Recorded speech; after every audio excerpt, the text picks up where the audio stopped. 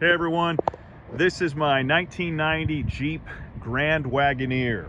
I've always wanted one of these, but never gotten one because if you've ever driven them, the stock V8 they came with had no power, horrible gas mileage, and wasn't reliable. This one I had to have though because it was converted to a 5.3 Vortec LS motor and it woke it up. You can drive it every day, modern fuel injection, gets decent mileage, and just actually has enough power to pull its own weight. So super fun rig. The guy that had it before me did all the work. He repainted it, did new suspension, new leaf springs, new shocks, got an alignment, put the Vortec motor in it, put AC in it. So you can drive this thing every single day.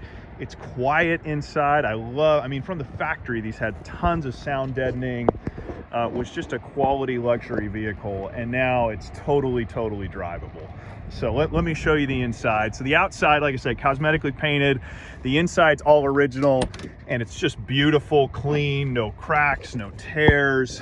Love the tan, the headliner, it's not sagging. It's originally a California car and it must have been garaged, but it's just beautiful. What I love about these is it's metal handles, it's metal switches.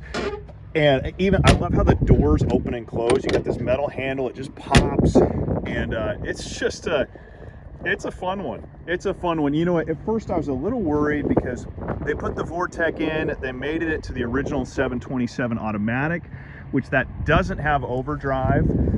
But to my surprise, I don't know if they re-geared it or the taller tires, but it cruises happy at 70 miles an hour all day long, AC blowing. You don't have an issue.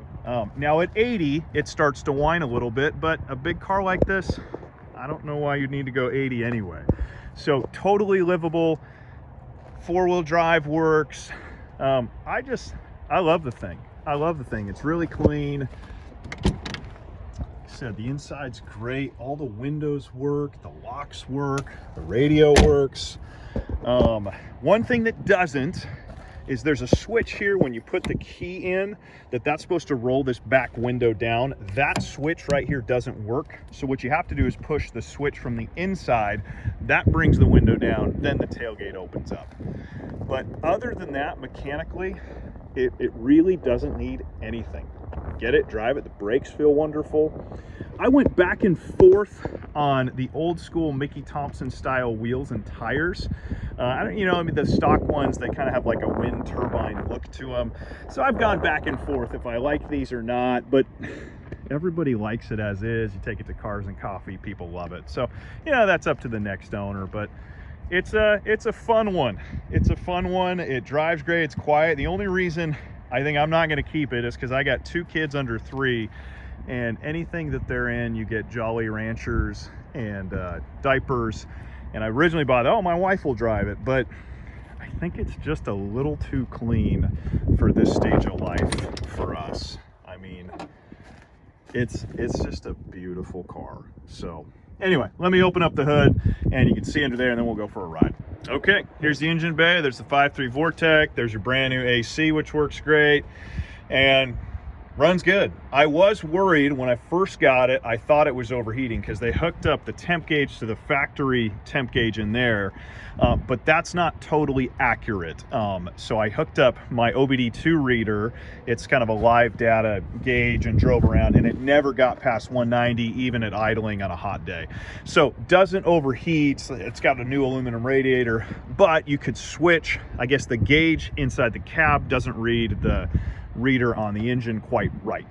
But again, never had it overheat at all, but it's cleanly done. Motor runs great. That's that. I'll take it for a cruise so you can see how quiet it is inside. All right, we're driving the Wagoneer.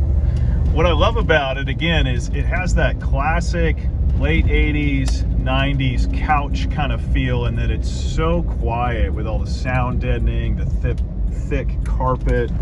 I love the metal switches and handles, and it's just a delight. But now it actually has power with that Vortec motor. It's not overly loud at all. Like I said, they did the exhaust, they did an alignment, so it's dead straight, it's effortless to drive, and it gets up to speed fine. You can go 70 no problem, even with at the 1-to-1 Gyro show. And yeah, it's a fun one. The AC blows really cold. Like I said, all the windows work. You could drive, it just kind of feels like you're driving a Tahoe, really, but a little nicer interior. It has an old school radio. You could change that. I have the little Bluetooth cigarette lighter that hooks up, you know, so you can listen to your phone, but you could change that, something more retro. I probably would. Yeah, a couple things on it. You know, I have it in California currently. It would be difficult to smog it in California. There are guys that go through it, but I've heard it's a pain. You got to go through CHP and say you did a new motor, and there's some hoops. It's doable, but obviously it'd be much easier to register it in any other state in the country besides California. Yeah, like I said, the brakes work good.